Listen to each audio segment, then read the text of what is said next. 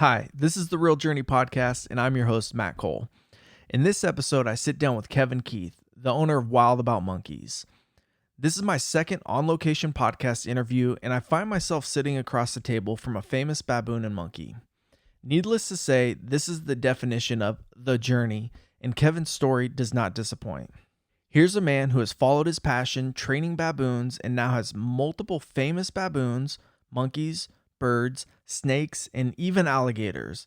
I can tell you Kevin never works a day in his life, but yet he probably puts in more time working than most people I come across. But even though Kevin has followed his passion, this does not exclude him from the current world pandemic and economic shutdown. Kevin's animals generate revenue by being in movies and putting on shows. Well, movies have stopped shooting and shows have been canceled for the foreseeable future. As an entrepreneur, Kevin not only shares his story of how he got where he's at, but he talks to us about his future and how he plans on pivoting, providing a great opportunity for the animals and everyone who takes advantage of the service. One of those services being in-person shows for birthdays or small parties.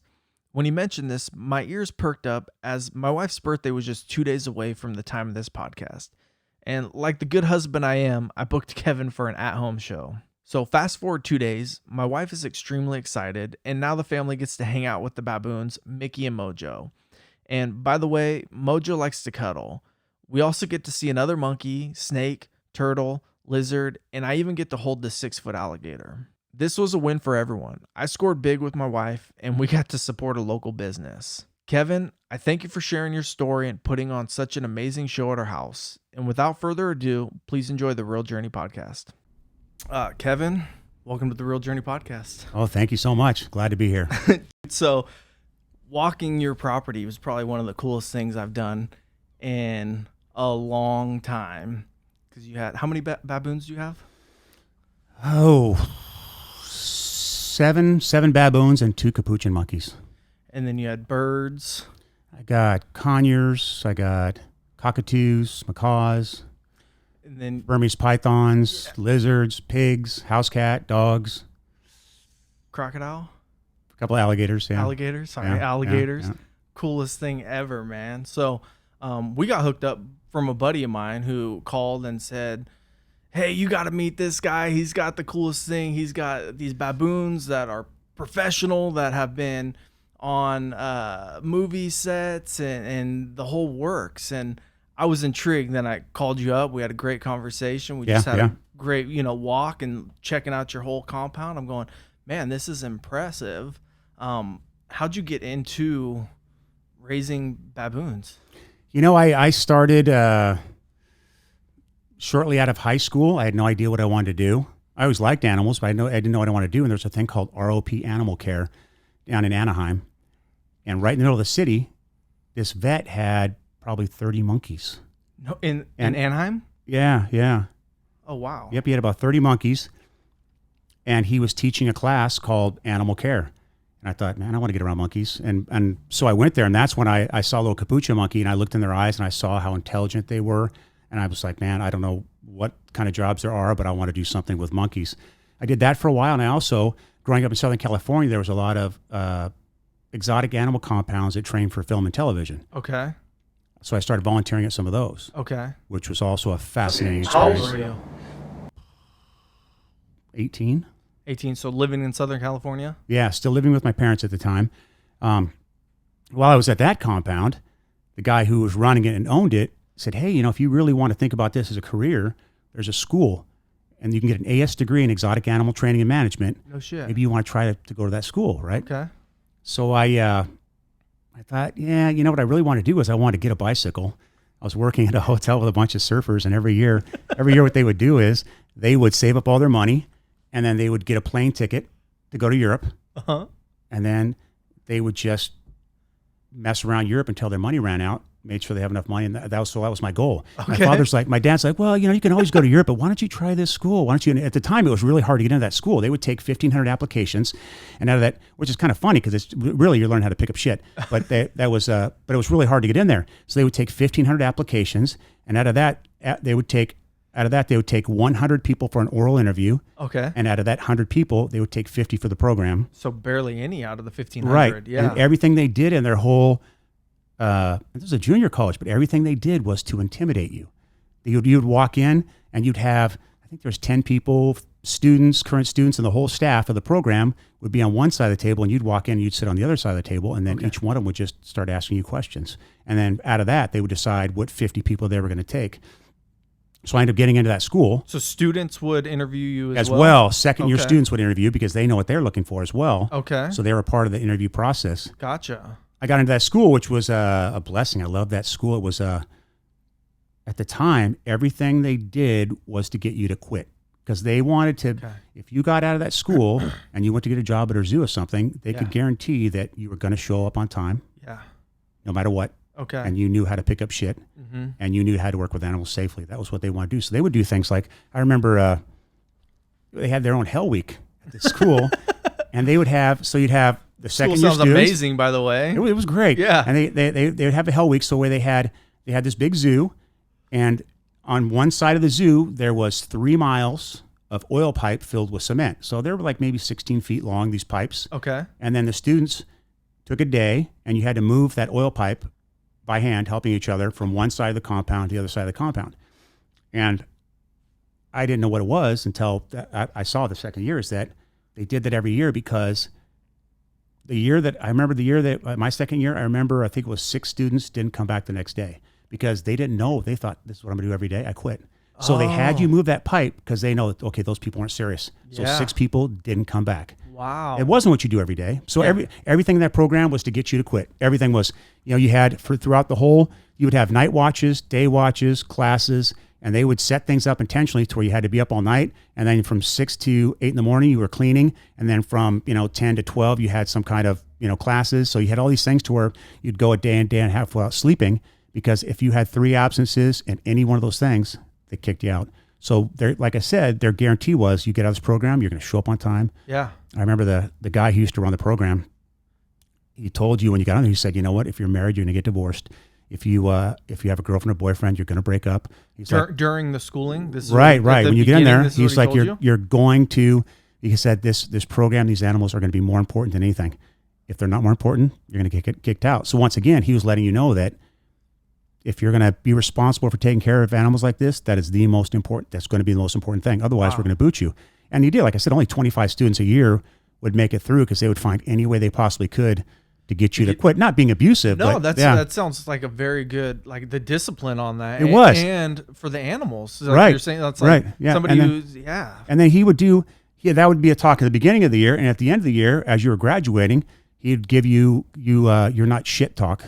He's like, just so you know, don't go out and say you've graduated from this program and now you're not shit. Okay. Don't go in with that attitude. You can show up on time. You know how to pick up shit. You know how to do it safely, and then you need to learn from that point on. So he also didn't want people like, oh, I graduated from this program, I'm ready to chip on their shoulder. You got 2 years of picking up poo. So to build on it. So it was and that program, that's where first place I worked with a baboon.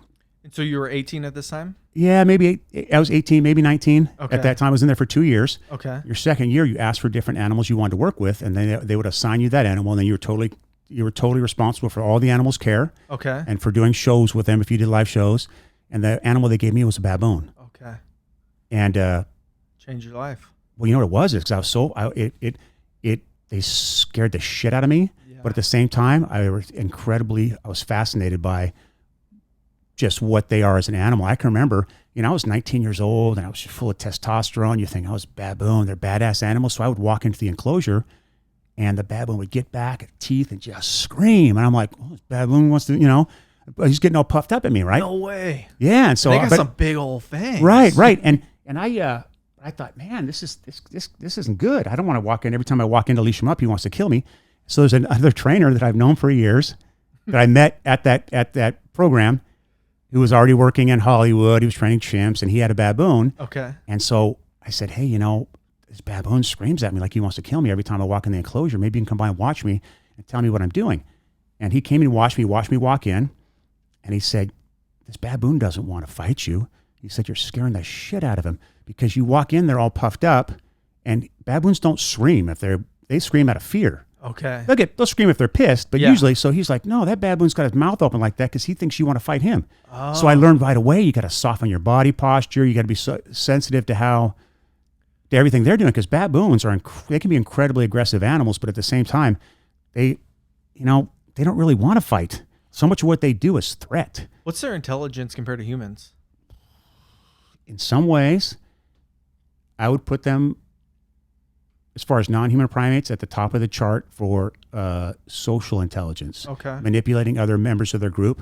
Okay. Thinking ahead, a couple steps ahead. Like if I do this to this baboon, baboon's going to do it to this baboon, and then I'm going to get what I want from that baboon. So they think in that way. Socially intelligent, I think they are by far the most intelligent. But as far as other types of intelligence, they're not like a chimpanzee, not even close. They're not like a capuchin monkey. They don't have self-recognition. Okay. Like a capuchin monkey, a chimpanzee, they have self-recognition. Gotcha. So, it's funny. I used to work at Marine World. It was called Marine World. Now it's called Discovery Kingdom. Yeah. I worked with the chimps there, and we would get lost and found, and we'd give all the lost and found to the chimps. They get cameras, they get clothes. And it's funny. So why do you put the clothes on the chimp? So if you give a chimp clothes, they put them on themselves. They put on sunglasses. They enjoy it. Oh, wow. So one of the things that was hilarious, because like I said, they have self-recognition. If they look in a mirror, they know it's themselves. Yeah. So I remember giving a handheld mirror to a chimp, this older female. You know what she did? What? She took the mirror, she went like this.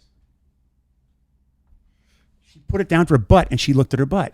Because, she's like, I never got to see what my butt looked like before, Where a baboon doesn't have self-recognition. Okay. They're always going to think it's another baboon. Gotcha. Okay. So, but they are incredibly, but even chimps, I remember when I worked there, we used to say, oh, a chimp's got the intelligence of a 3 to 5 year old child. That's a crock. That's not to say they're not amazingly smart, but they don't have, when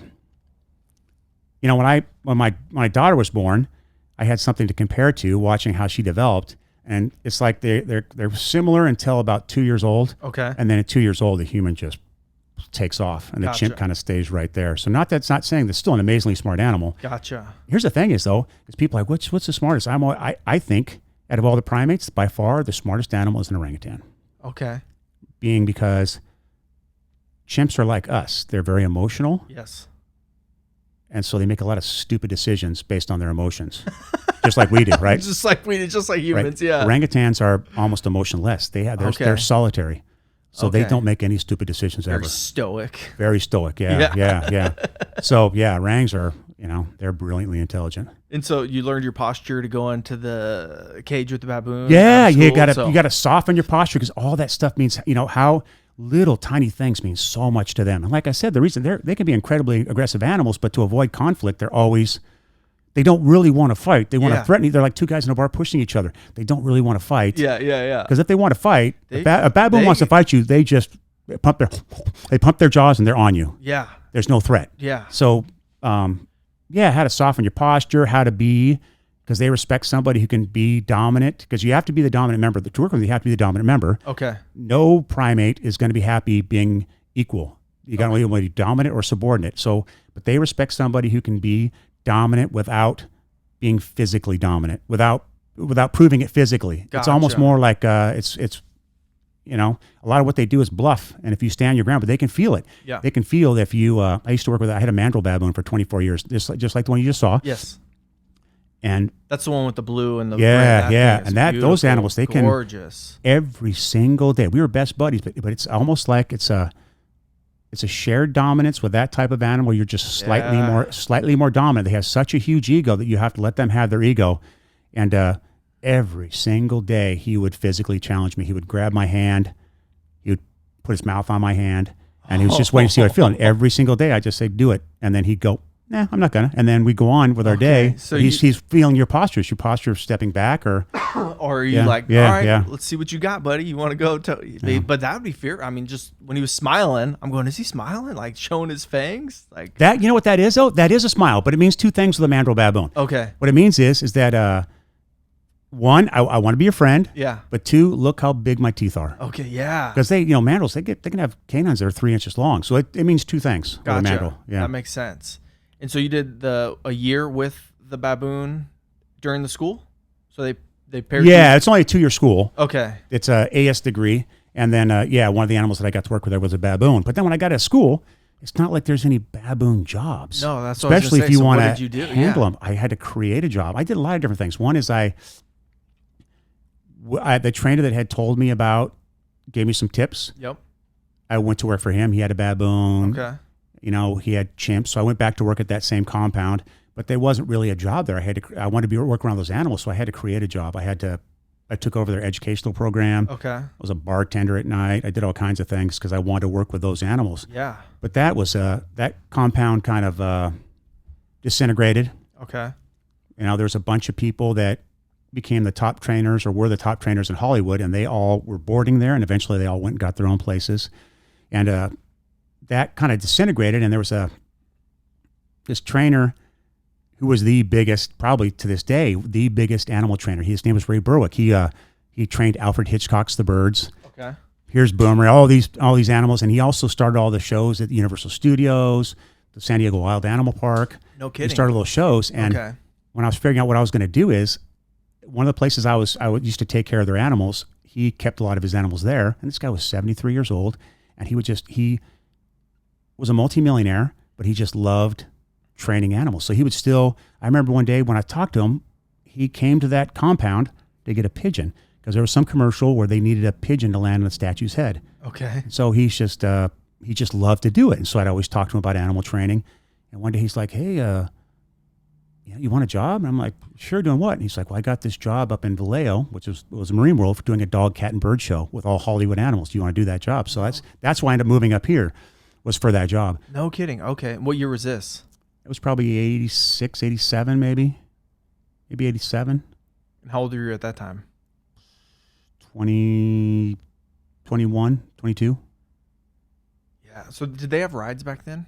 No. No rides yet? No, yeah, none. Not until Six Flags came. And I understand why they had to do it, but that park was glorious back then. I mean, I had 4 baboons. I could walk them off leash. Everybody, and this is before the park opened, you'd have like the elephant guys be walking several elephants by. You'd have somebody walking a tiger. Just it was the things that people could do back then that you won't see anymore. No. It was glorious. But I understand why they had to do it. The park went bankrupt. And so... Oh, no shit. Yeah, that's when I ended up leaving the park because they went bankrupt. And I'm like, I got to... Okay. That's when I left. But that was 10 years later. What happened was I did that show, and then I really wanted to get back into working with primates again. So a job at the park opened up with chimps. Okay.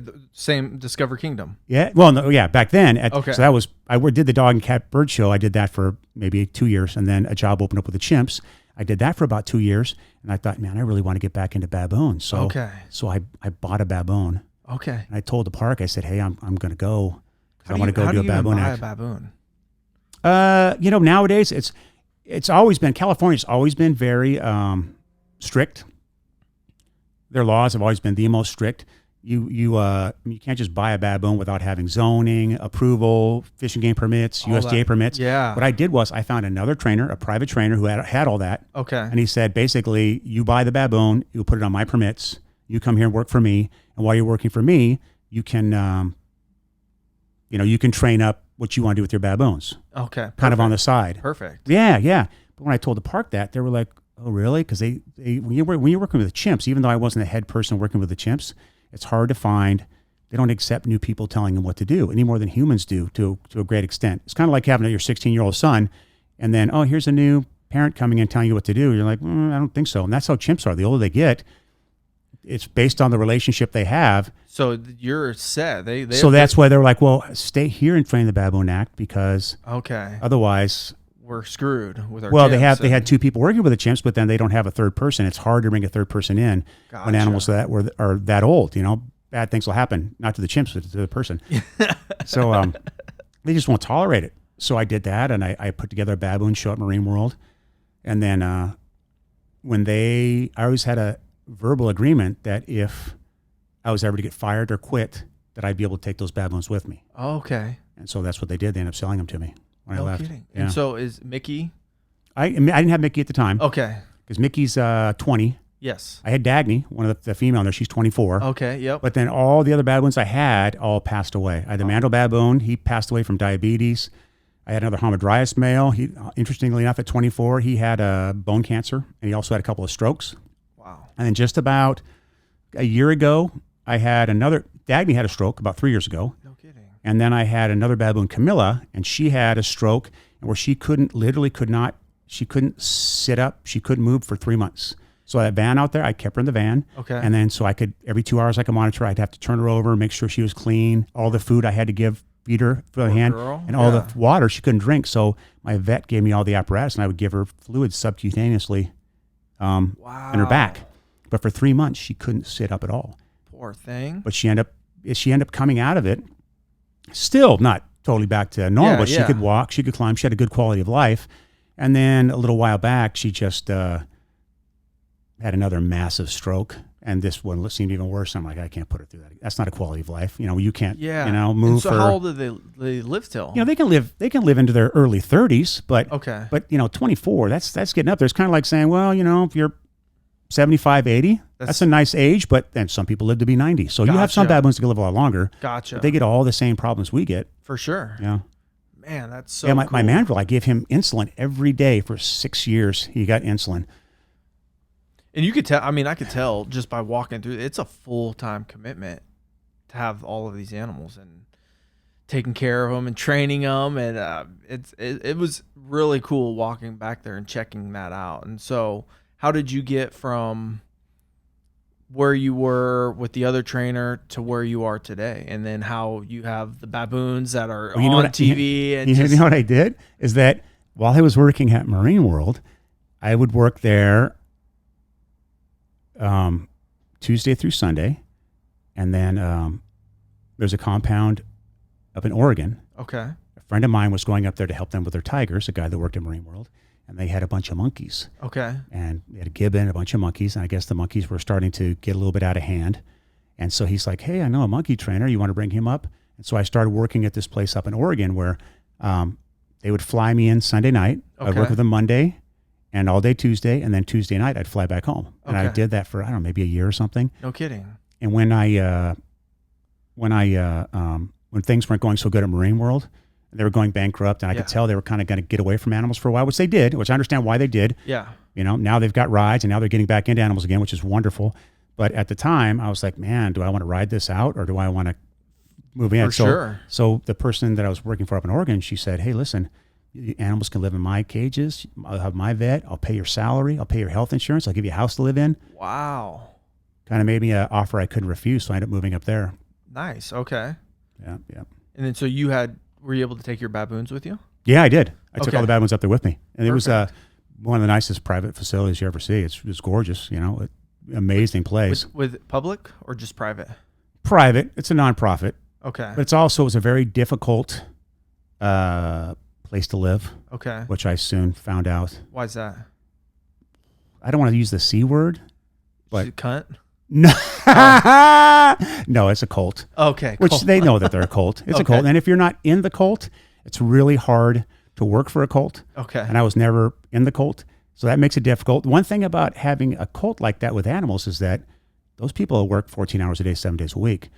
So the animals got amazing care. Yeah. Because whatever she said to do, but at the same time, it's really hard to work in that environment if you're not a member of that situation. If you're not prescribing to what they're dealing out. Right. So I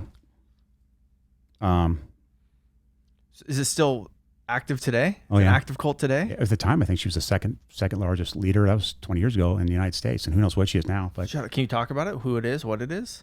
You know what? It's almost kind of like, I haven't really does. Let's dig into I'll put it to you this way. Here's why I don't say too much is after I ended up leaving there, it was kind of mutually agreed that it was time for me to go. And I went back to the work for a guy who did movie work, and he was in Agua Dulce. Mm-hmm. What's that? Agua Dulce is a small town in the high desert outside by Santa Clarita, Magic Mountain, that area. Okay. He had his compound there. I was living there with my animals. And he had 2 kids that went to school in this little tiny, maybe like 3,000 people at the time, I don't even know. He had 2 kids going to school there. Okay. And the story I heard is somehow one of the families got moved from Oregon to Agua Dulce. Okay. The kids enrolled in their school, became friends with his kids. Okay. And then next thing you know, one of those kids was at his compound, sang her name. And he's like, I'm not afraid of her. And I'm like, this is not something, be afraid of what's going to, don't be afraid of her personally, but be afraid of what can happen at your facility if you allow these children to come here. So that's the kind of thing that. And so what was happening? I'm so confused. Like, well, basically, he had wild animals in this compound, and then this kid came to his compound to keep tabs on me. How does that, you know what I mean? Came from Oregon, enrolled in the school that his kids were in, became friends with his kids, and then showed up at his compound. So they could see what you're doing. That's my theory, but I'm like kind of thinking to myself, how else does that happen? How else does all those things go together? Now, all that would be denied. I don't really talk about it because that would all be denied, and it doesn't really mean anything. But I just thought that there's not. You probably don't. Yeah, it's. I could figure this way. I could write a book on how everything's. You want to know who is a cult leader? Yes, I do. Here's a cult. I mean, not a cult leader, but runs his radio show just like a cult. Howard Stern. Okay. Holy shit. If you know anything about cults, he runs that radio show. He's the charismatic figure. Okay. Then he's got his lieutenants. That would be Robin, Fred, Gary. Those are his lieutenants. They have this pyramid of people. Okay. How they bring people in. Like today we're going to attack Ronnie, the limo driver. So he comes in, boom, everybody attacks him. So Howard attacks him, then the lieutenants attack him. It's run. That show is run like a cult. It's pretty impressive. Weird. I haven't seen. Yeah, so he would be an excellent cult leader. He kind of is. I haven't watched that show in years. And then he's got, me neither. And then he's got a just like she up there. Then he has this massive following, and those are all kind of, I don't know what you would call that. And so, what do they preach in this cult up north in Oregon? I've lived there for a year and a half, and I have no idea. Just people just followed her. Well, she's the charismatic figure. She is. You can watch her online. She is the. She's their Messiah. What's her name? Oh, you said you could watch her online. I'm like, who is it? I want to check it out. Next, you know what? I got to be careful because next thing you know, somebody's going to be at my compound. Gotcha. I've kind of been super careful about that because no worries. Not that she would ever do anything, but you just never know. You have to tell me off camera. Yeah.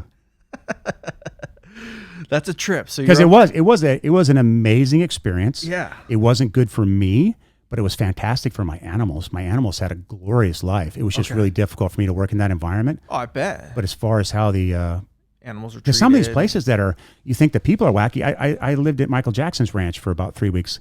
Oh, shit. Yeah. And so there's some wacky things that you see, but at the same time, the animals were, how they were taken care of. And the zoo he had there and the horses. So what kind of animals did Michael Jackson have? He had a whole zoo. And he had a whole bunch of beautiful horses, but he probably, I don't know how many guys were there. He probably had 6 horse trainers that were just to take care of the horses in case somebody wanted to ride. So the animals at his place, once again, they have. So you might go, yeah, whatever you feel about whatever, those animals were really, really well taken care of. So how'd you get that gig? I was hired, another trainer whose job was kind of indirect through a lot of different people, but a trainer had what Michael Jackson wanted. He wanted an orangutan and a little chimp, and from 9 to 5, he just wanted them to be available. So I just kind of walked the chimp around, let the chimp play, and if somebody wanted to come say hi to the chimp, they said hi to the chimp, and otherwise, so it was just a full day of just walking the chimp around his ranch and letting people see him and ask questions about him. So I was hired by another trainer who owned the chimp, and then he hired me as a trainer to go to take his chimp to go there. I lived there for like 3 weeks. No kidding. Did you ever meet Michael Jackson? I did, yeah. I met him. And the guy I was with was a super cool guy. His father was the trainer of Bubbles. So anytime, every Christmas, Michael Jackson would want Bubbles. So this trainer was always at his house. Bubbles was a chimpanzee. Famous and chimpanzee. So he was always there because his dad would take him. And so they would spend their Christmas with Bubbles with Michael Jackson. So he knew him really well. Wow. He liked him a lot. Anyway, but the thing that was so unusual is how, in my experience anyway, how he viewed people that work with animals. He gave you a lot of respect. For instance, we got to drive on his property. He gave us the house to live there, and we could do anything we wanted on his property 24 hours a day. We just couldn't go into his personal house. Wow. Which is super interesting because he would throw a massive party for his father. I was there for his father's birthday party. He'd have all these Hollywood people. He wouldn't let any of them drive onto their property. They had to, I guess, take a school bus from across the street or something. So if you work with chimps, he treated you really well. With a lot of respect. So it was a great job. I just, we got a Batman golf cart. We got to just, he had a chef that would bring us food.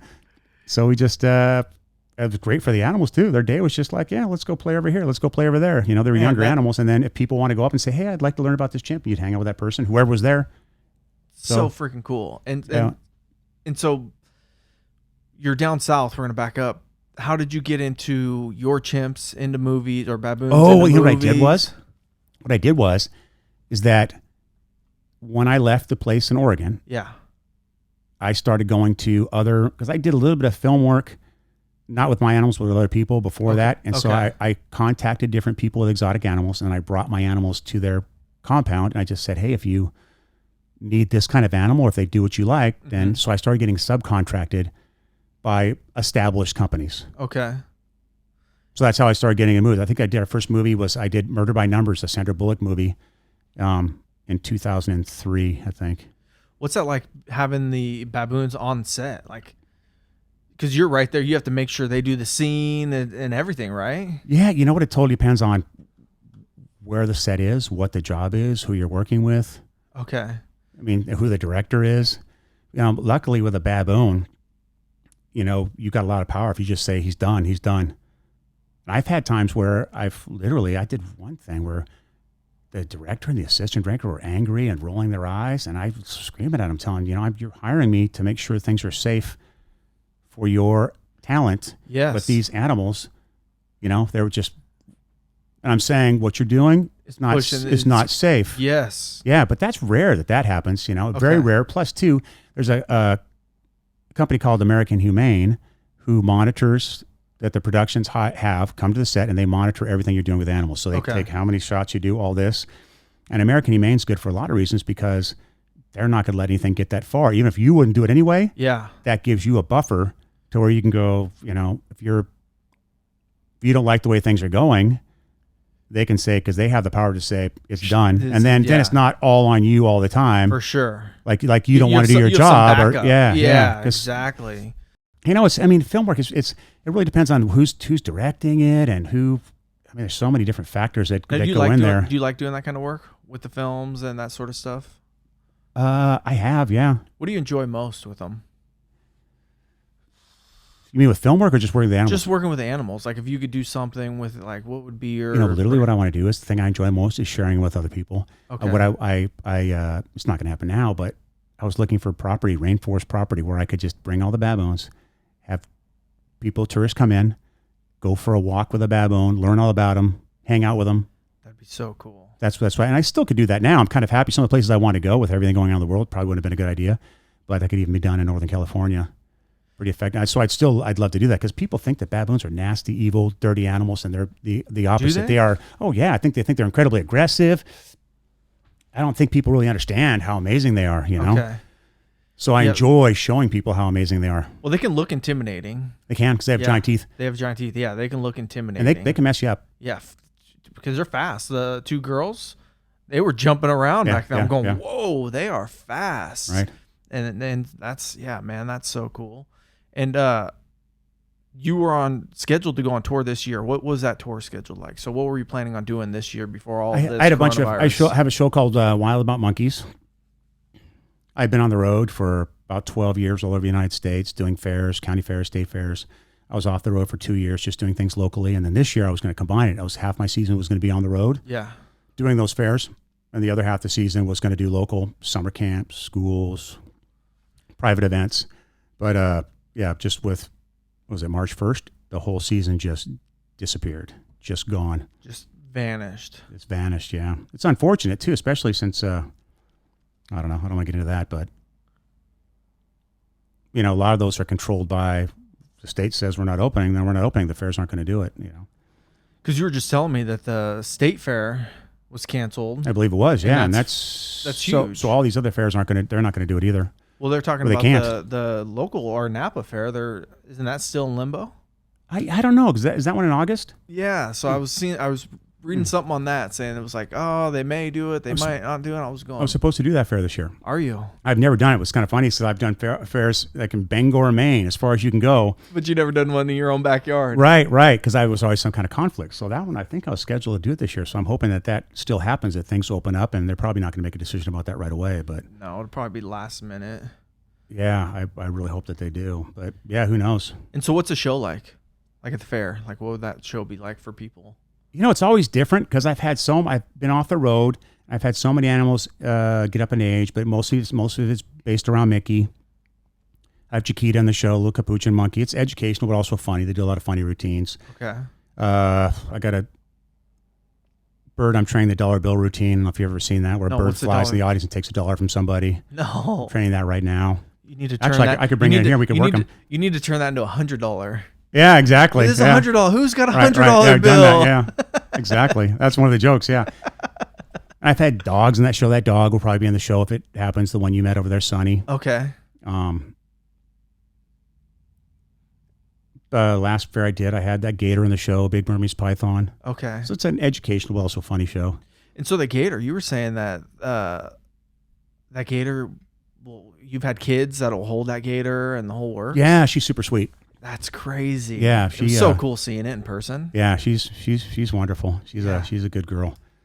Yeah, that's so awesome. And so how do you train the animals? Because you can't communicate, you can't talk to animals. So how do you can, you know, but they're all different. You got to find out what their motivations are, and every animal's got a different motivation. Some animals are just almost totally motivated by food. Okay. So, you know, you're going to have some special treat, or most of their diet, they're going to get their diet that day, but they're going to get it in smaller pieces depending on what they're doing.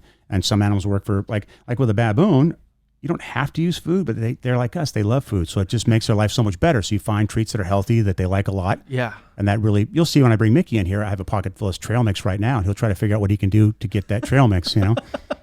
But yeah, every animal's different, you know, what motivates them different. You know, with a baboon, when you train a baboon, it has to be, if you're training a new behavior, now you're going to hear something different from an animal activist, but most animal activists have never trained an animal. If you're going to train a baboon, it's got to be totally positive.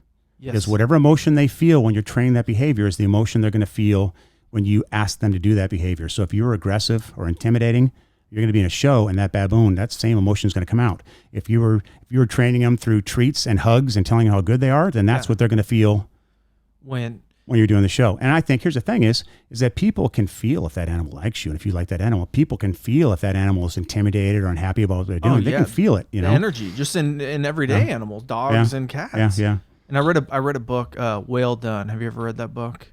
It's a motivational book, but it talks about this guy goes to a park like Discovery Kingdom, and he goes and sees the killer whales. Yep.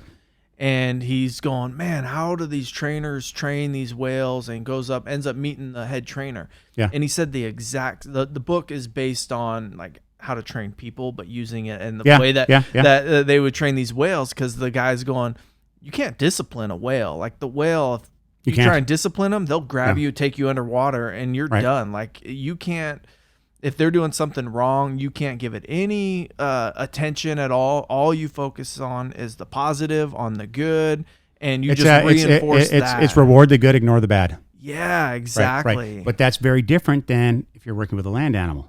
Okay. Very different. The training's very different because to some extent you can. At certain times you could ignore the bad with a monkey, but they're also an animal that's based on dominance and hierarchy.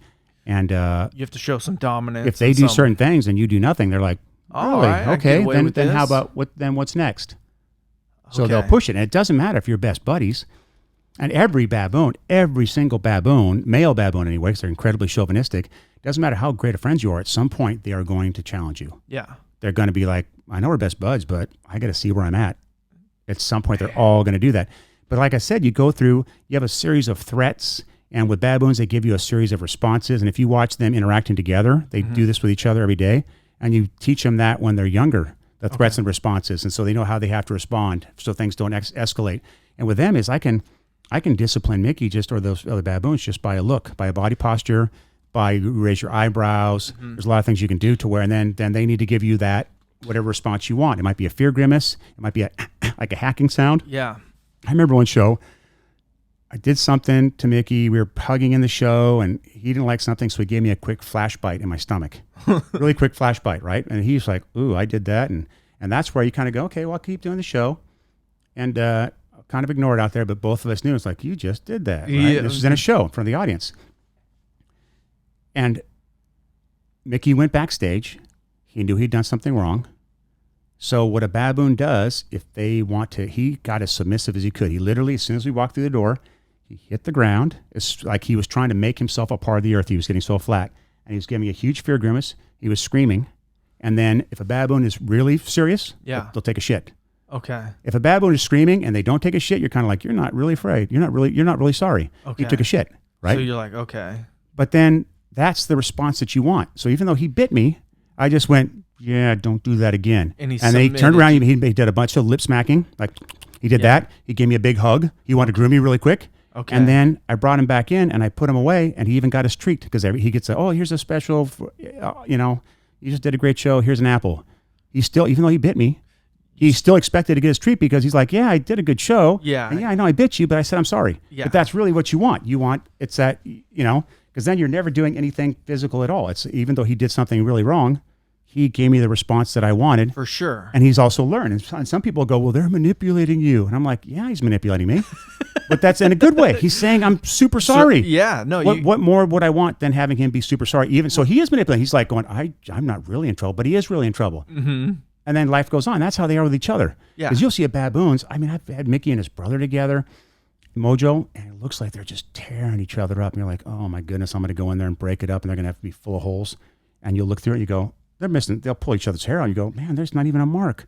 Okay, so they know the limit. What they do is if they're gonna go for a bite, their bit of dominance for them is they get the other baboon by the back of the neck. They'll bite him in the back of the neck and they'll throw him against the ground. Okay. But then they have super thick skin in the back of their neck. So it doesn't really cause any permanent damage, but then you establish who the dominant baboon is. That must have been a trip maybe the first time you saw that happen. Going, what the heck's going on? Like baboons fighting? Yeah. And when they're younger, I mean, when they're older, if they've done something really wrong, I bite them. But then I don't have teeth and the jaw strength that the baboon does. It's just the fact that I'm doing it. Dominance. Yeah, bite them. Yeah. Yep. And it doesn't really hurt them, but immediately it's they're like, oh shit. What's the understanding, right? Yeah. But then with baboons too, and almost any animal especially, but baboons have a sense of fairness to where, the punishment has to fit the crime. It can't be more because if you're unfair, you'll destroy your relationship. Because working with a baboon is totally based on relationship and bond, mutual trust and mutual respect. You'll destroy that trust if you do something. If they feel you pushed it over, and then you get nothing out of them ever. Well, then you're done. Yeah. Exactly. It's all based on. That's why baboons can live without trees because they live in these very cohesive family groups. Okay. And yeah. Well, let's go get Mickey, and then let's talk about like shifting with the new economy, the way that things are with COVID. So let's get Mickey and let's talk about. He did Jack Dorsey's birthday party. I took him into Twitter. Shut up. And the guy didn't know. He didn't know that we were doing his party. I guess his executive assistant. They were having an executive meeting in his office, and all of a sudden, my daughter walks in, puts a stool down, and Mickey comes in. All the executives are kind of their mouths are agape, like, what is this? And I had to have something to say, so I said, I go, hey, listen, I know this is really weird that there's a baboon in here right now, but he's a very famous baboon. His name is Mickey. He's done many, many films and commercials, and here's the problem. Mickey, no, get down. Mickey, don't do that. Relax yourself. He has a Twitter account, but he lost his password. Can anybody here help? And they all like beat, and they went, they laughed, and then they asked a bunch of questions about him, and then we left, All right, man. Mickey, what's up? Welcome to the Real Journey podcast, buddy. So, this is probably the coolest thing that's ever happened. What's up, dude? No. See, he's starting to do that stuff right now. You're not going to do that. Don't do that. I'll give you more treats. And then, what's interesting about him is he's 20 years old, which is getting up there in age. Okay. And he wants to play constantly. He wants to be tickled. He has this game now where every morning he's like, I have to chase him around. No, turn here. Leave it. Hey, Mickey, leave it. Turn here. Is that a smile? Yeah, well, that's on cue. Oh, that is so cool. He's all, where's my treat now, dude? I did my smile. I'll give you some in a second. You just need to relax. Just take it easy. What's up, Mickey? He says, good, there's nothing here because he would be throwing stuff around right now. What do you think of the trailer, Mickey? You like it? You like the podcast studio, buddy? Not bad, huh? Thank you. And so, Mickey, you were just briefly saying he was on set with Tom Cruise? He did, yeah. He did a movie called Rock of Ages, which, a lot of people didn't see because it's rated R, and the rest of the people didn't see it because it's a musical. But it was a really difficult movie in a lot of ways to do. You want the whole handful, but it was also a really good movie because, the reason why, from what I hear, the reason why Mickey got that job is I was already booked for the summer. Okay. It filmed in Miami. I was already booked. And I kept getting this call from another animal company that, hey, can you do a movie? And I'm like, no, I'm booked. And they call me back a month later, hey, can you do this movie? And I'm like, no, I'm booked. I can't back out of these contracts. Okay. And then like the third time he calls, he's like, well, I'm not supposed to tell you this, but it's with Tom Cruise. And I'm like, oh man, I got to do it, So you got to do it. I called these fairs that I had booked because I was like, I had contracts. And they're like, do the movie. You'll come back next year. So all the I had like 6 fairs and they were like, don't even worry about it. We'll figure it out. We'll have you back next year. Perfect. So I did that movie. And supposedly the reason why they kept calling is because he had seen many videos of other primates. Okay. And he kept picking Mickey. Oh. And they're like, no, that's who he wants. And it was interesting. The first time he met, working with him, it was, Mickey, no, get down. He hasn't done anything for 2 months. Mickey, sit down, sit. No, we had to meet him. Yeah. We would have a couple times a day he could come hang out with Mickey. Or I'd go meet him and they'd go, okay, you're going to go to this parking lot, sit by the Starbucks, and then we're going to tell you where to go. Yeah. So the first time that he met him, it's also a movie where they dance, and he's with 20 other people. Okay. And Mickey walks in to this dance studio, walks right by every other single person, and walks right up to Tom Cruise and puts his hand out to shake his hand. And he looked at me, and I go, I don't know. So it was a strange. I don't even have any idea. How would he know? Felt that connection. I don't know what it was. So wow. Yeah, Mickey, sit down. I brought you something special. Oh, is that the macadamia in that one? Yeah, it is. That's the best one. Sit down. Oh, man, that's the coolest thing ever. Yes, and that's it. You're gonna get more later. He's feisty. Oh anyway, man.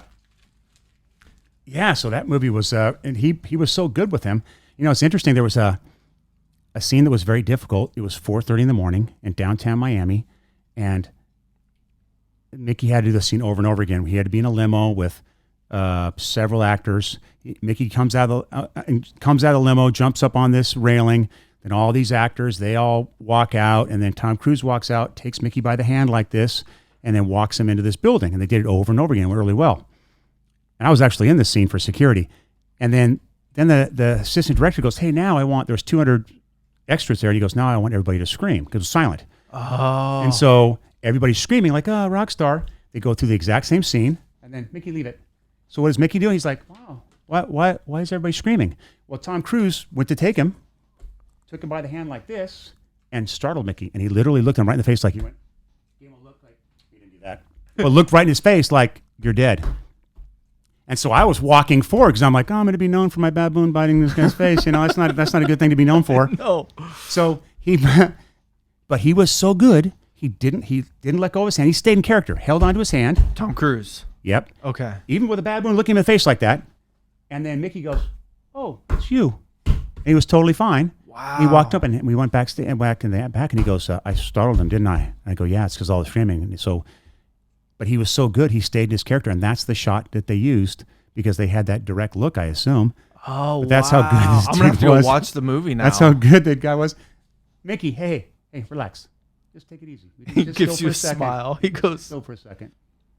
He just hasn't been, since we haven't been working for the last 2 months, he hasn't been doing, leave it. He hasn't been doing much, so he's like, come on, let's do something. I'm out. Let's work. What am I going to do? Train me. Tell me. Yeah. He's ready to jump around. I mean, it's probably like everybody else that's been locked up right now. Leave it. Everybody's ready. Can he play with that? Oh, what he's doing is he's just trying to find something he can touch. That's why he's smacking that. He's like, come on, Dad. He come knows on. I got more of that Cliff Bar. No, Mickey, don't do that. That's enough. Knock it off. I'll give you a little bit more Cliff Bar. I had one baboon. That baboon Dagny that you saw? She filmed a Super Bowl commercial. Yes. And it was a 4-day shoot. And she was working really hard. And she had to swim. So they built in North Hollywood, they had an effects studio. They built a 24 by 24 foot pool for her to work in, for them to film in, which I made them heat up to 85 degrees because she had to be in there all day.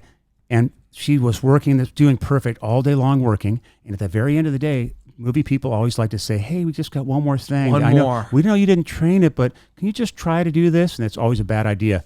So because what they did was the baboon is supposed to be catapulted in the air and they do a belly flop into a pond. Okay. They used a fake baboon for that part. And they go, we don't like the way it looks. You think maybe she'll jump in the pond? Shut up. And so I'm like, I guess I could try it. After 4 days of filming, that went fantastic.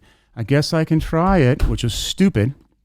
So, see, they put a ladder in the center of a 24 by 24 foot pool. Okay. And I just want her just to jump in the water. Yeah. I want to film it. So I'm like, okay, Dagny, jump. And she looks at me. She looks at the water. She looks at the edge of the pool. And we had all the trainers were stationed around the edge of the pool. I'm like, Dagny, jump. She looks at me, looks at the water, looks at the edge of the pool. And then she was much younger then. It's 2003. She jumps from the ladder, somehow cleared it. That was a long jump, cleared it, and goes running down the alleyway of this effects studio. And I'm like, once again, I'm going to be known for losing my baboon in North Hollywood. This is fantastic. I could visualize it in my head. Yeah. So, Grant, this is for Sierra Mist. Okay. Which is for a Super Bowl commercial. Right. And it's Sierra Mist is a Pepsi product. Yes. So she's gone. She makes a right-hand turn. Everybody's running. And then I hear, I think it was the assistant director. He goes, I found her. She's over here. She's underneath the car. I run over. I look underneath the car. Dagny found she found a bottle of Coke. And she was drinking the Coke. So she left the Pepsi commercial to drink a Coke. I thought, that's a commercial for Coke right there. Right. What a great commercial. If it was being and then filmed, you sell it to Coke. I thought lots of crazy. Mickey, he did, a friend of mine did the Jimmy Fallon show probably, I don't know, 30 times. He's Jeff the Animal Guy. He did Fallon show a lot. And he brought Mickey on there. Okay. So we fly into wherever, and it's in Rockefeller Center. So Mickey had flown. He'd been inside an enclosure flying. And so I get him out because all the crew wanted to do pictures with Mickey before they shot that evening. I get Mickey out. He loves to do photos. He's doing photos. I'm giving him treats. And then dumb me thinks, I should have thought, he's not going to want to get back in there. He was just flying, right? So I took his leash off. I'm like, Mickey, get in. And Mickey's like, I don't think so. He's like, I'm going for a walk. He's gone. So Fallon has the whole floor of Rockefeller Center. Probably shouldn't be saying this in public, but whatever. What's going to happen now? I don't have a job anyway. So he's trying to figure out anything he can do. So Mickey goes for a walk, and from what I hear, the Roots saw him coming, and they just dove into their office and shut the door. And then I'm going through every office, going, "Hey, Mickey, you're in here. I'm looking for Mickey." So finally, I'm like the last place I can go to, and it's the prop master's office. Oh, okay. And then I see Mickey in the back, and he looks at me, and he gives me a fear grimace. Okay. And I'm like, it's okay, Mickey, because he didn't want to get back in there. I came over, and, I put a leash on. He gave me a big hug, and then we went for a walk. And, of course, after that, all the eyes in the sky saw it, and they're like, what's going on? I'm like, we're just going for a walk. They're like, oh, we'll keep the leash on. So anyway, Mickey said, get back down. So the prop master comes back in. He goes, hey, I don't mind if your baboon hangs out in my office, but he took a big shit. Can you come pick it up? So we had to go pick it up. But you did a great job that evening, didn't you? Yes, you did. You did a great job. Mickey, you're pretty dang cool. Now, will he shake my hand if I put my hand out? Heck yeah, he will. What's right, up? Right, Mickey, shake his hand. What's up, buddy? Shake his hand. Hey, buddy. He's like, give me the treat. That is so cool. You're not getting this whole thing right now. Oh, he's trying. He's like, do no. something else. Do something else. How about this? No. I'm on the wrong side, aren't I? What are you doing? Mickey. You want these? No? He says, give me some more of the food, dude. Oh, my goodness. That's the coolest He'll thing. take them and put them on my head, but I have to be sitting on the other side. He'll put them on your head? No, he'll take them off my head and put it on his, but he has to be sitting on the other side. He's like, hey, how about some more of that treat? He's just excited, man. He's been cooped up. Like I said, it's been... Yeah, for sure. It's been... he's had a nice vacation, but he just wants to do stuff. Well, do people... even just people, we're ready to get back to work. Or so everybody's like, let's get this show on the road. You know what I mean? Yeah, so people can only sit around for so long before they just get sick and tired of it. Mickey, you are cool, buddy. Mickey, now get back over here. Sit. And so, what number baboon was he for you? Your fourth one? Fifth one? Fifth, yeah. Fifth baboon. Yeah, he's 20. And then I have his, Mickey, no, get back down. I have his brother Mojo, and then I got one of his sisters, Opie, and then two other sisters. And now they have the... Leave it. No, my goodness. Mickey just ripped out the light socket. I shouldn't have installed them there. It's all right, buddy. It's all right.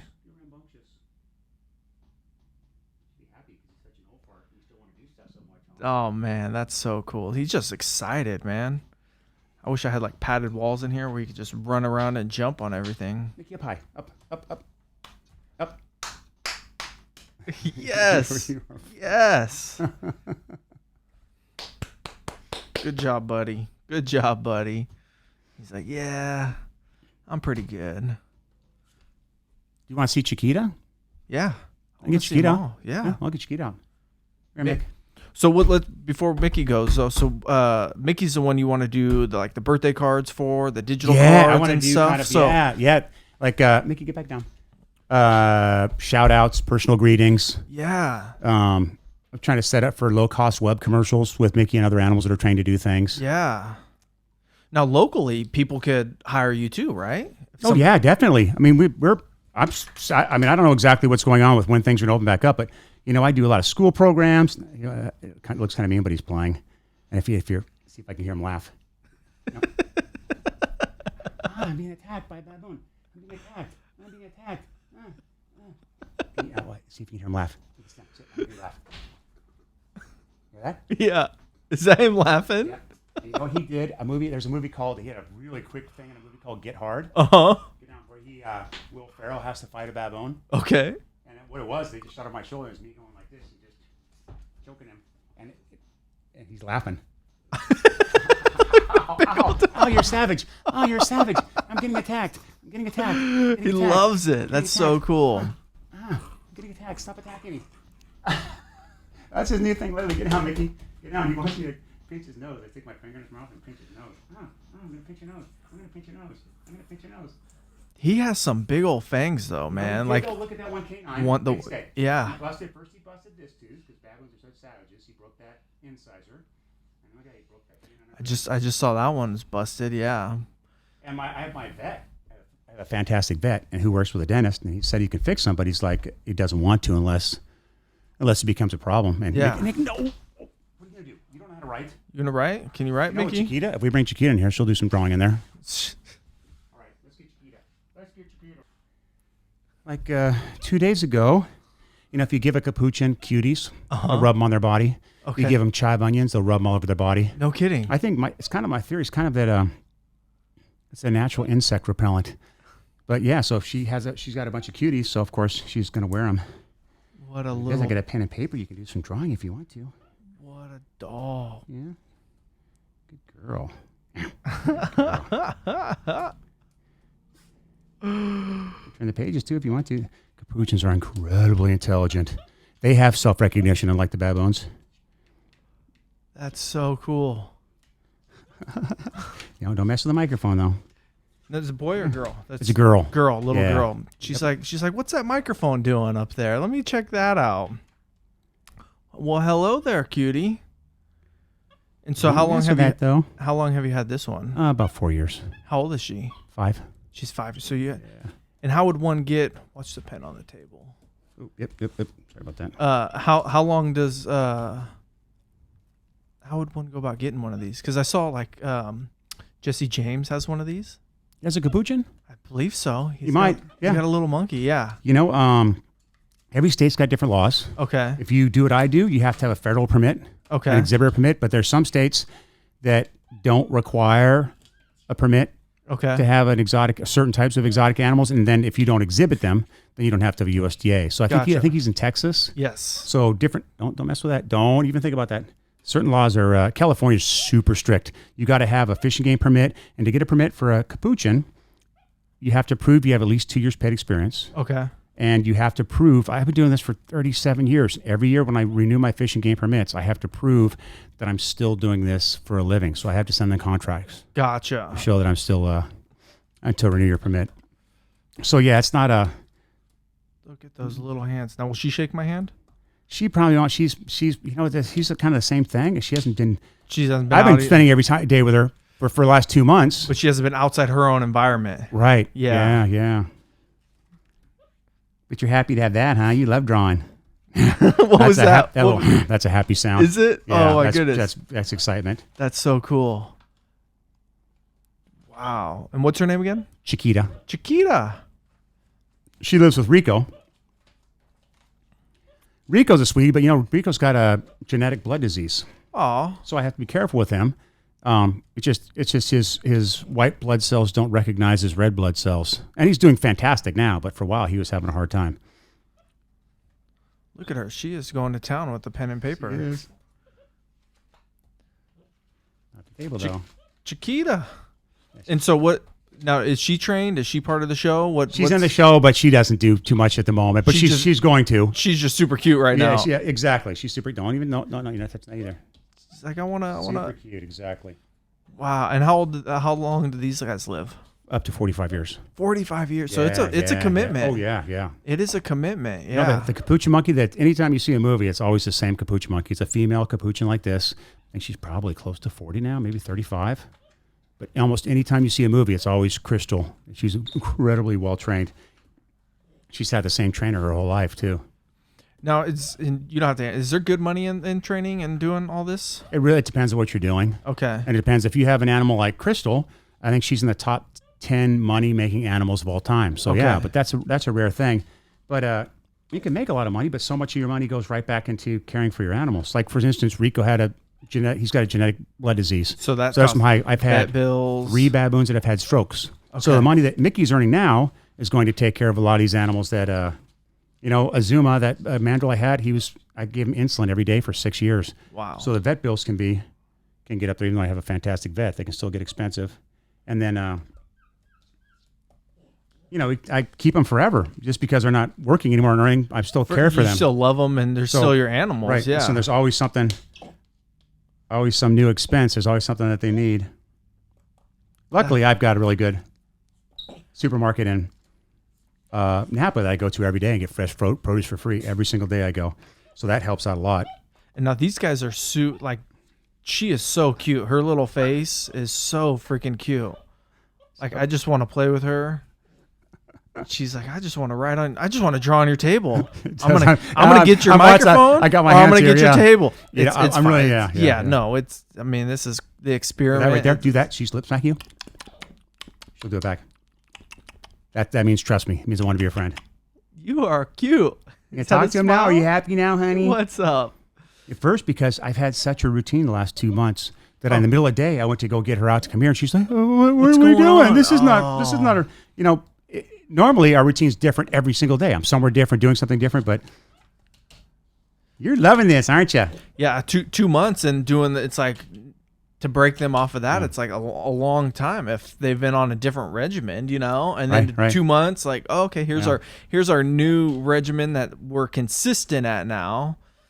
Man, that's crazy. And now now we were talking about this before. You're going to start a YouTube channel and you're going to, because I look at like animals that are on Instagram that they make, famous, or like there's dogs or something. Yeah. Like those animals are making bank for their owners now, getting sponsorships, all sorts of stuff. Yeah. And I look at this and I'm like, man, this one's so cute and so unique. Like people would love seeing her every day and act up and whatever. All your animals are I think cool. so. I think so. Yeah, I think we want to start a YouTube channel with the baboons, the capuchin monkeys. We've got all kinds of really neat animals.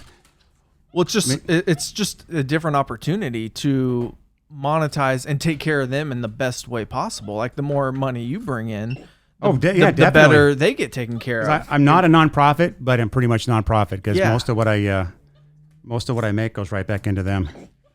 Like she's pissed that the pen's not down anymore. She's like, it's not working. Look at her. She's pissed. She's loving it. Yeah. What a cool little animal. So 45 years, like my birds, they're 30 to 45 years. Oh, even longer. Cockatoos, even longer than that. One of my first jobs, I don't know if you probably don't remember, there's a show called Beretta. It was Robert Blake.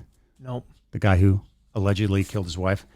Was the actor. Well, there's a cockatoo on there. I don't know if that cockatoo's still alive, but yeah, they can live, I think, 70 years.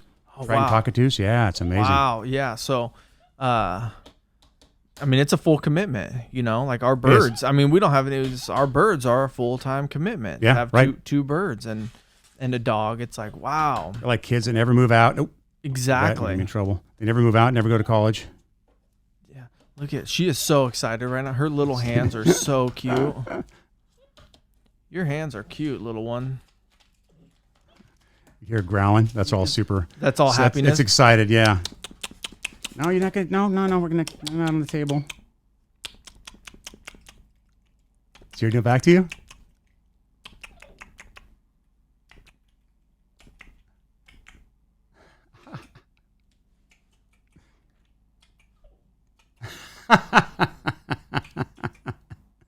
You like him? Yeah.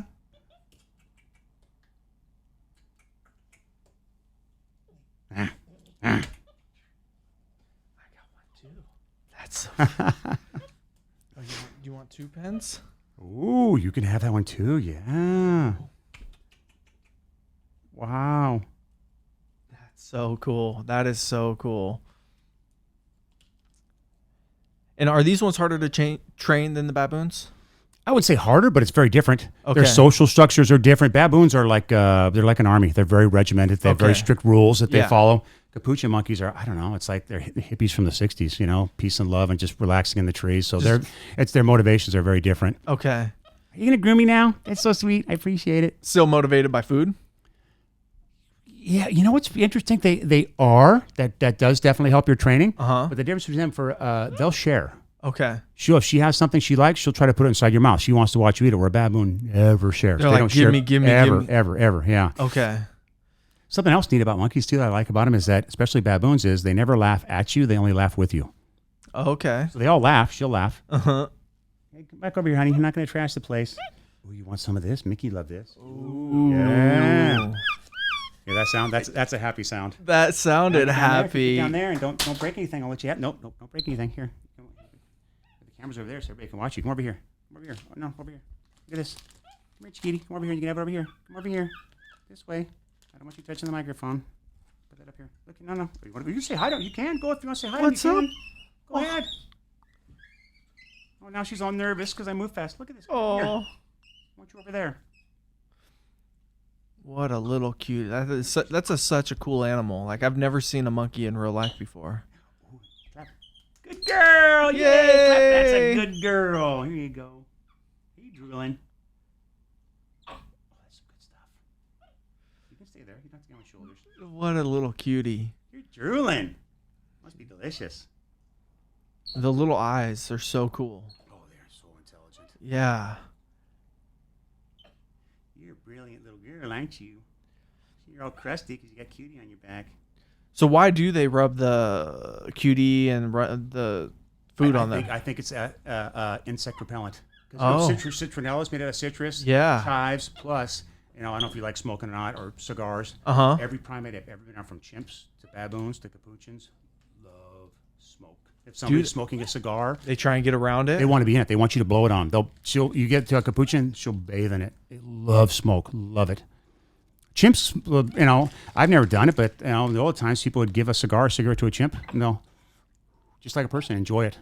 Weird. They love it. All the vices we like, they like.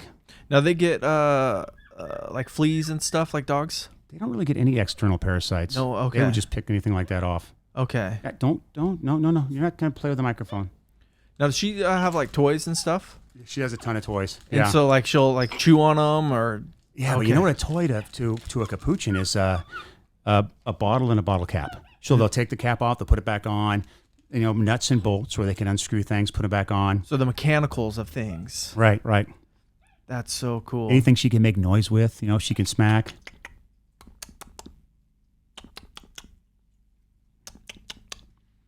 What's up? Oh, you showing me your mouth? What? Oh, you gonna be worried?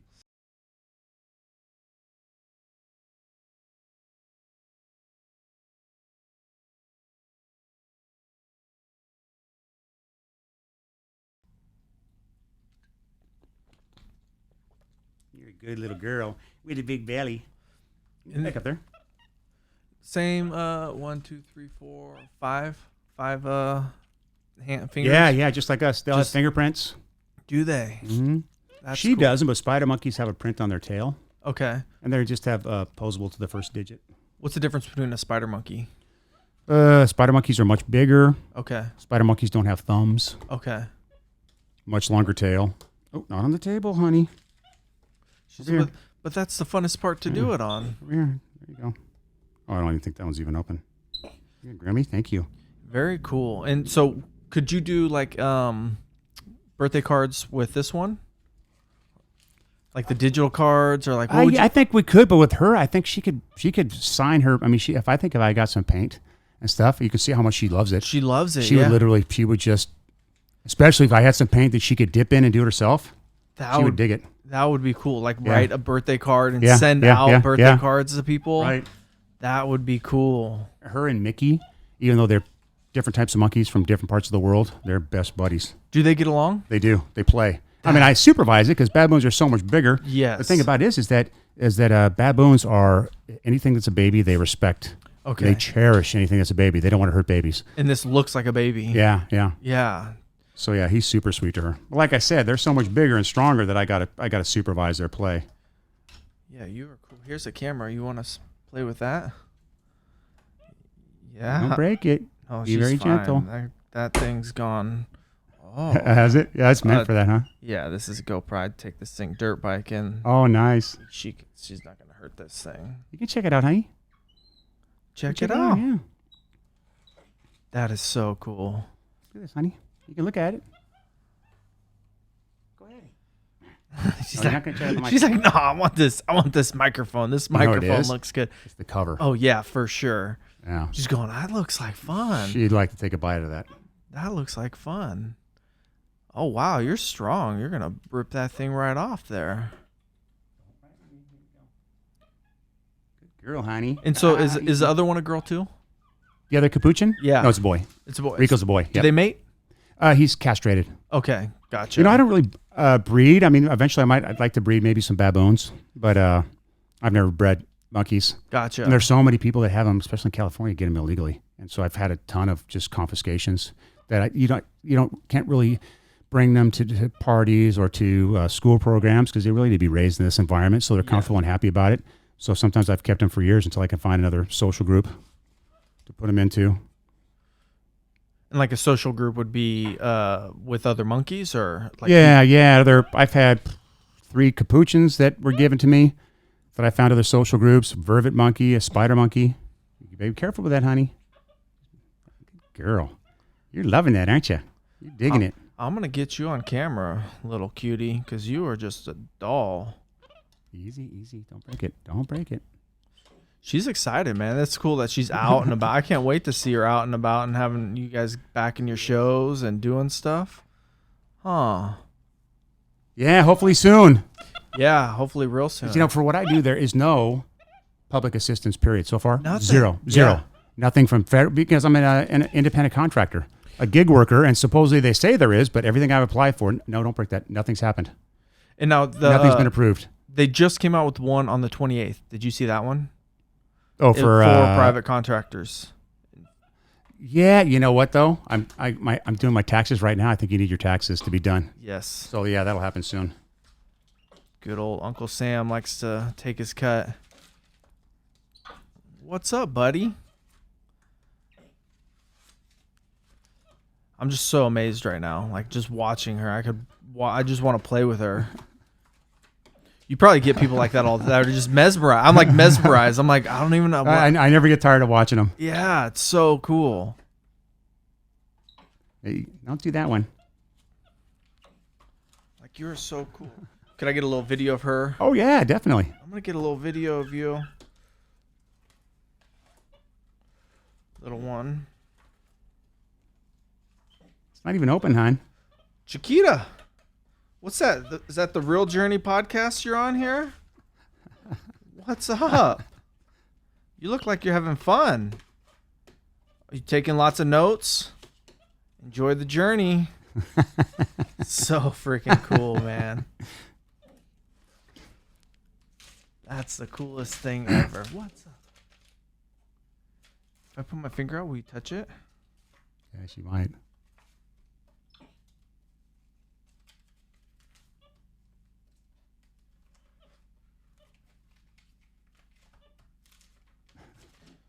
What's up? Just so excited, just so full of energy, like good energy, nonstop. Just like, yeah. What is this? Can we get into this? What are we gonna do? All right. What if we? I'm going to take a paper real slow here, baby. I touched you. Ooh, what's he got over there? Ooh, what is that? What's over there?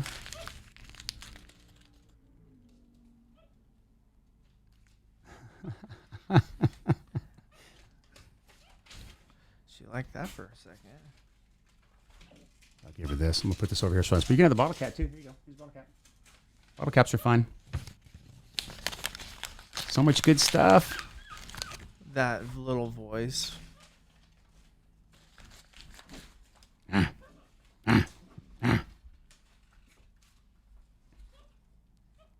She's like, no, I got one of those already. It was no fun. So let me put my tooth on this. Very cool. How much time do you spend with each of them? Every day varies. I mean, Okay. these two sleep inside with me at night. Her and her buddy Rico. Okay. So that's when they get a lot of their time. Otherwise, they're together all day long.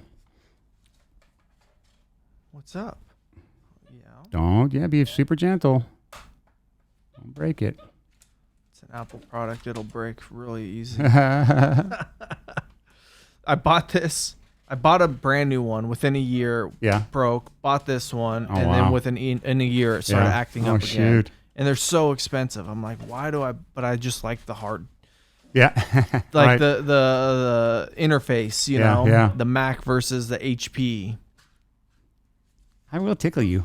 Oh, she didn't like that. She licked it.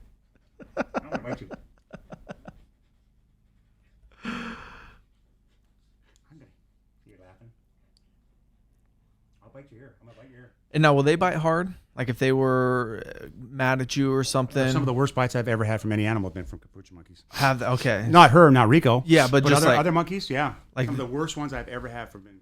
Because people are so worried about, the baboons. I've never had any bite as bad as from a capuchin monkey. But not you. She's never been me. Ooh, you go over there. Ooh, don't go too far. Don't break anything. Oh my gosh, I know he moved. He moved. Oh my goodness. Let's do some lips back in. You have a conversation with him now? You are the coolest thing ever.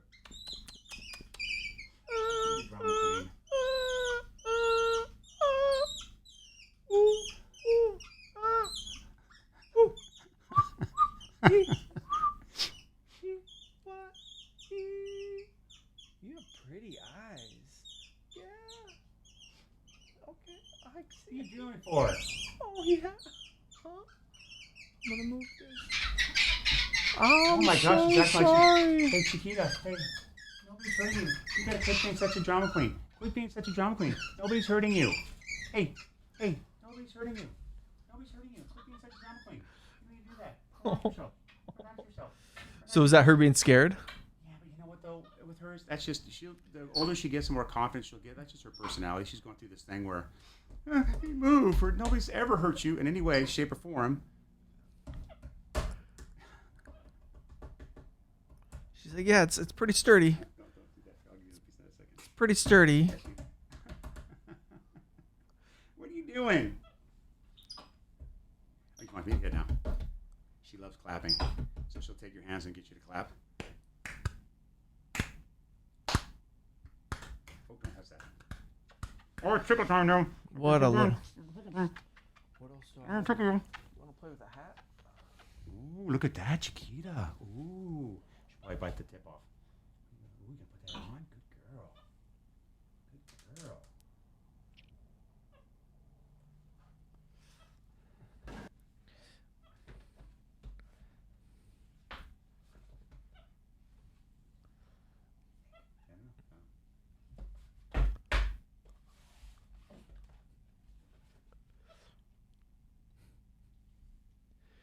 You are so cool.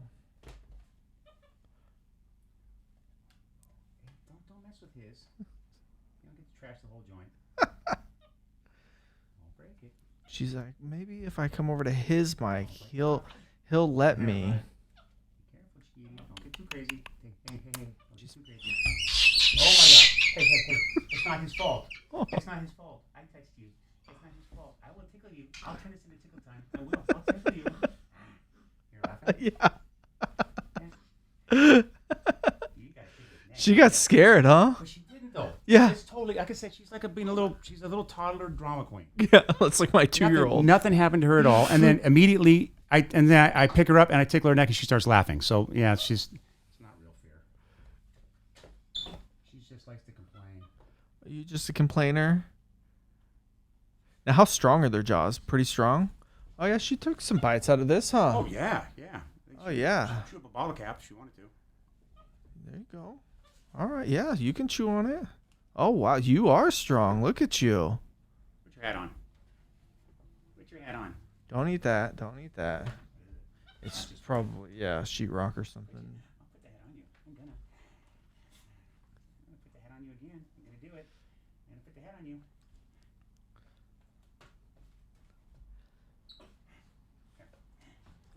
Ha-ha. I'll do it again.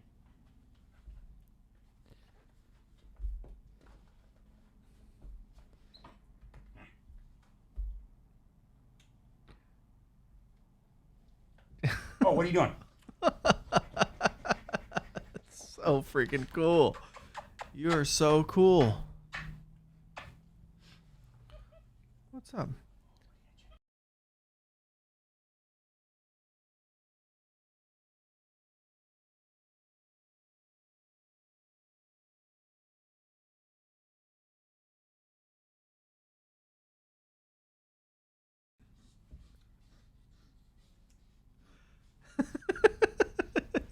I'll do it. Look at her little leg back there. I'll bite the foot. I'm going to get it. Watch this. I'll bite your tail. You ready? She loves it. Yeah, you playing with Dad? Playing with Dad? Oh, there's a spot. There's a spot. There's a spot. I'm going to get the jugular. I'm going to tickle the jugular.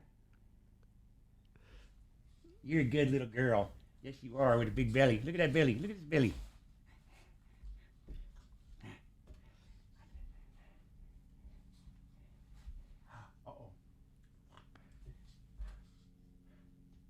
Oh, you got itchies?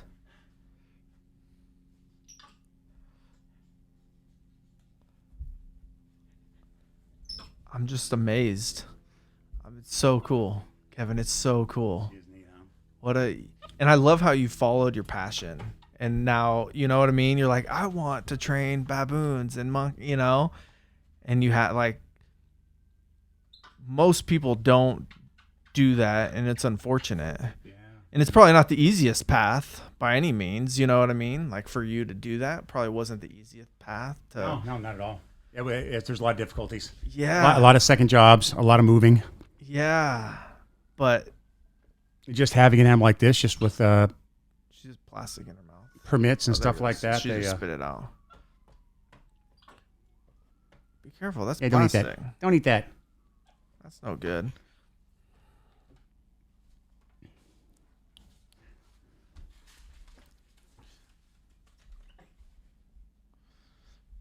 Now, how far can they jump? Oh, easily 20 feet from treetop to treetop. Oh, yeah, easily. Wow. Now, I was in Costa Rica. They didn't have this type of capuchin. This is more Brazilian, Colombian. Okay. The ones that are black and white. But yeah, you'd be laying there on the beach and watch them jump from tree to tree, treetop to treetop, 20 feet. So she could easily. jump from here to the... Oh, easily. Yeah, wow. Yeah. That's so cool. Oh, what'd you find? Oh, did you find some of Mickey's leftovers? Lucky you. Lucky you. She came up with a treat. You're starting to get nice and relaxed, aren't you? Huh? Oh, what a little doll. Here's what I'm gonna do.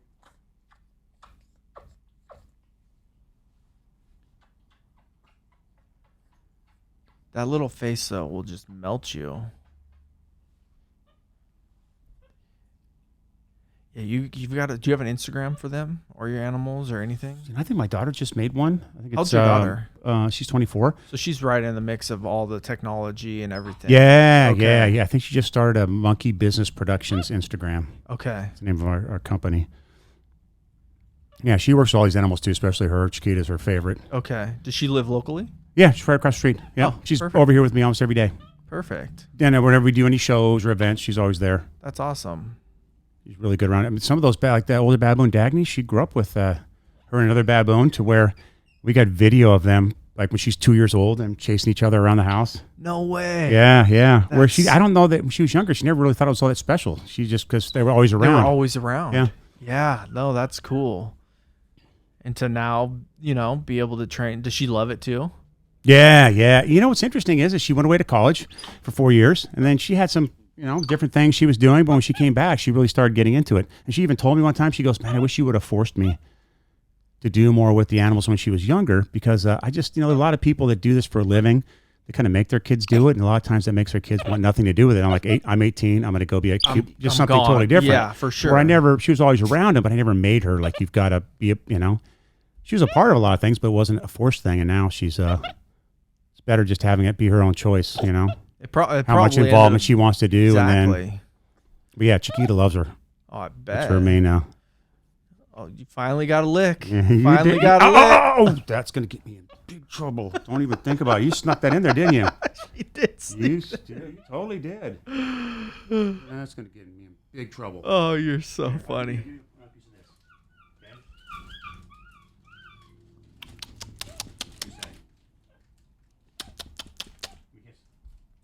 And so, too much tongue. So what did your daughter go to college for? Psychology. Okay. Minor in art. I think she wanted to do art therapy, that kind of stuff. Okay. Yeah. And because she's writing them, she should be able to help you out with the social media, like you. Oh yeah, she's the one who's doing it. Definitely, from the outside looking in, like your animals are so cool and they're so rare. Like people would love to see them. Like the bird. What was the bird when you first walk in with the long beak? Oh, it's a kookaburra. That's such a cool bird. You know what's neat about that bird is he wasn't talking out there, but if you call, they'll call with you. Okay. I got him for school programs. He's amazing, yeah. Yeah, like that, like just that. I'm like, I've never seen that bird before in my life, and it's so cool. Yeah, they're great. Yeah. They're meat eaters. I feed them like a mouse a day. No kidding. Yeah. Oh, where do you think you're going? Oh, buddy. Oh, that's my buddy. Looks like we're... the best thing is exactly what you're doing. Just do nothing, because you can see what a little drama queen she is. So if you give her a look, she's going to be like, "Oh, you're hurting me." This is good. This is really good. But I'm just going to sit on your shoulder and eat my Cliff Bar. That's so cool. She's light.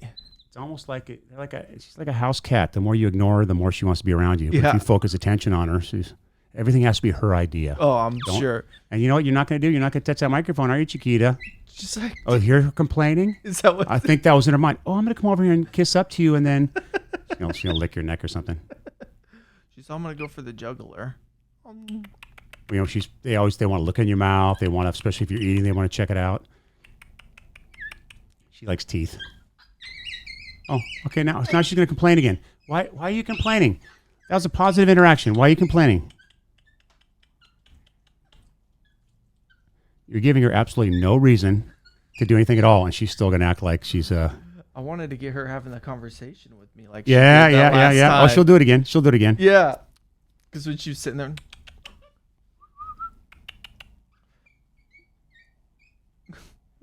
Oh yeah. She pokes it. That's so cool. Don't bite it. You can touch it. Don't bite it. Bless you. Just so curious. You know what I mean? And they're so intelligent. How they can manipulate objects it's amazing, and use tools. Don't mess with the water, Chiquiti. No. Hey, looking. Hey, it's not his fault. It's not his fault. Stop it. You're a little crybaby. Yeah. You are a little crybaby. She is. You're drama queen.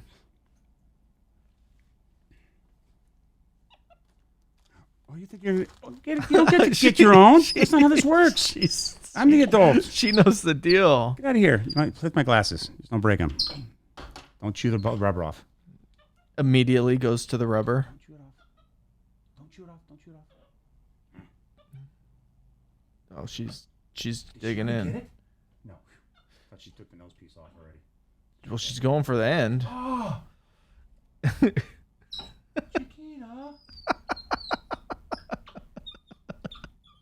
Lucky Tractor Supplies Essential Services. I can always get another one of these, right? Huh? Are those safety glasses? Yeah, I get these from Tractor Supply for DeWalt's. Yeah. I was wearing safety glasses, sunglasses for the longest time because they're durable and they're cheap. Yeah, exactly. You never have to worry about them.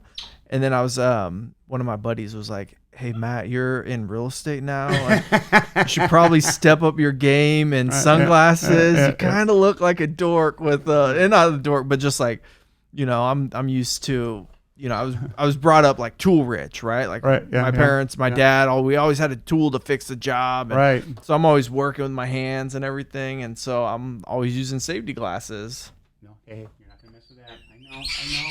Oh, I know. But you really think you're sneaky, don't you? You think you're super sneaky. Like nobody notices what you're doing. Everybody notices.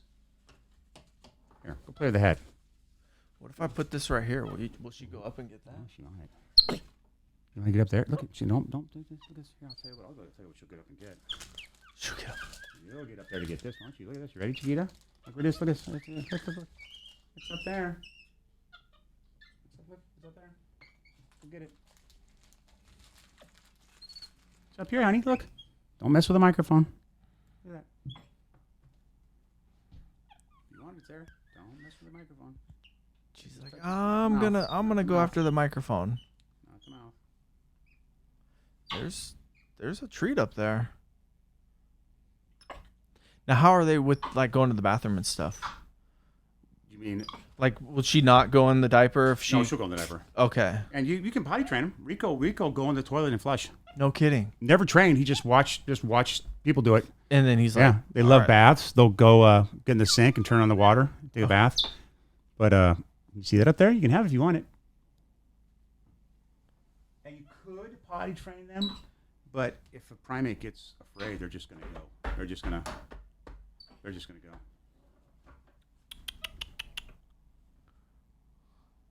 Plus, they have such a quick metabolism. They're going several times every couple of minutes probably they're going. I'm just looking. What's this about? What is that? Why? Yeah. No. I know. You don't get to do whatever you want whenever you want. I know. I love how she sits back and then like has a conversation. Okay, I'm not sorry. I didn't do anything. Well, yeah.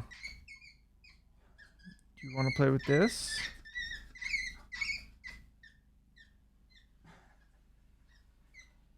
Look, Chiquiti. Look. It's up there. Yeah, you can see it now. Look at that. Go get it. Go. Stretched and got it. What a cool little animal. You're a good little girl. Even if you do cry for no reason whatsoever, you're still a good girl. I bet you their favorite part of the day is coming in with you at night, huh? The Rico, his favorite part, he used to sleep with me in bed, and that was his favorite part of the day. He loved it. Yeah. Yeah. And what's great about capuchins, too, is, you can, chimps, when I used to work with them a lot, you can sleep with them in the bed because they're like us. They don't want to get up in the morning. Okay, yeah. And same thing with capuchins. She doesn't want to get up. Where a baboon, if it's light, they're up. Which means you're up. They're very militant. Yeah, right. What a little cutie. Yeah, she sleeps with Rico every night. I give him stuffed animals. Bunch more food. Oh, that's some good stuff. It's so delicious. She's dialed in now. She's like, I'm going to get this microphone by the end of this time that I'm in here. If I turned away, she would. She'd grab a chunk of that in a second. For sure. She just knows I'm watching her constantly. The only reason she came over to me, she's like, I'm gonna try. She comes over and she's like, yeah, I'm being sweet to you. I'm gonna hug your arm, and then but her eyes, you can just see she's like, looking over. Getting closer and closer to the microphone. That's a good girl. That's a good girl. She's happy to be out. You happy to be out?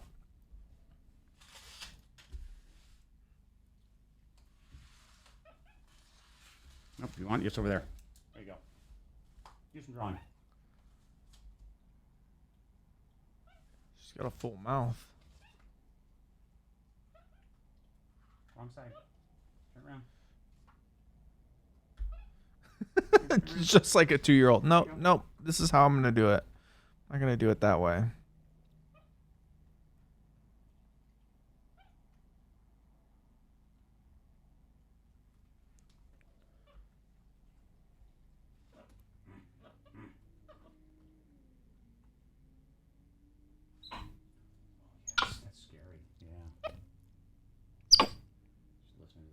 Yeah. I wonder my generator. I haven't. Oh, it started running out of gas or something? I was like, is it running out of gas? Was that what that was? Like, no lights are flickering or anything, so I think we're good.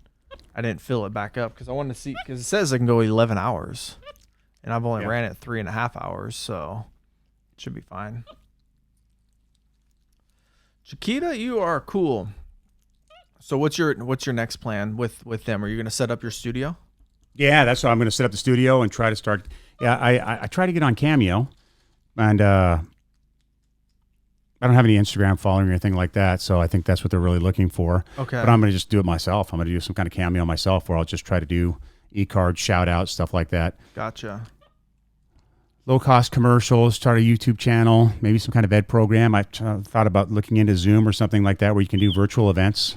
Okay. So many people are at home, kids are at home, educational shows. She's licking you.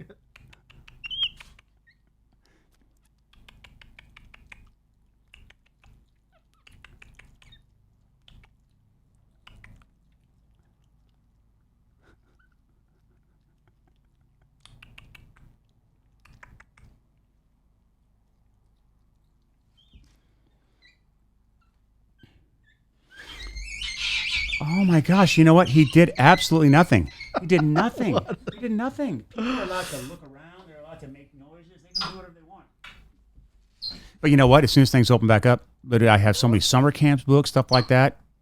You know? But even so, you should look at it as like an opportunity to be like, all right, how can I do things where you're not counting on events? You know what I mean? Right, yeah, yeah. And you could do more. You know, you could do Zooms. You could do a couple of those a day versus if you do a show, it's like, all right, we got to load up. We got to go. We got to set up. Now we got to pack so true. up, And then I don't have to worry about a region. You can do it, you know, anywhere. Countrywide or almost worldwide. Yeah. Yeah. So yeah, that's a great idea. I'd be looking into like, take this opportunity. You know, a lot of times you look at things like this and it's like, oh man, this sucks. All my bookings are, you know, right. But then it's like, well, how can I turn this into a positive? And from the outside, and it's always easier seeing, you know, the outside looking in. It's like you have these amazing animals, all of them.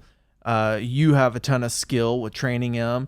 You have a daughter who's probably at 24, probably understands social media and that sort of stuff. Yeah. Like tap into that because that's what, and then we had talked about it's consistency. So not one a week. It's like, all right, let me do one every other day or something every single day. Right. You know, and all of a sudden, before you know it, you start creating some videos, and it's like, oh, what's going on? What are these? Like, wow, that is cool, you know. And then all of a sudden, now you're getting revenue, and you're able to support the animals and yourself, and yeah, right. You know what I mean? Like, and that's what it's all about. Yeah, that's a great idea. Yeah, I want to help you with that, with whatever I can do. Yeah. And how can people find you if they do want to do a booking? My email is monkeybusinessprod @yahoo.com. So monkeybusinessprod, and I'll give you my phone number. No, is that the best way to email you? Email's great. Do you have a website? Yeah, I got 2 or 3. You can look up. Oh my gosh, yeah. KMKmonkeybiz.com. I think it's monkeybusinessprod.com. If you just type in Mickey the Baboon, I have 2 or 3 different websites. One just shows all of his credits. It's for Mickey. Another one is for school programs, events, that type of thing. But yeah, type in Monkey Business Productions or Mickey the Baboon. Get out of my pocket. And yeah, you can easily get a hold of me. Perfect. I'm always around. Kevin, thank you so much for being on the podcast. My pleasure, man. Brother. Thank you. My pleasure. This is cool.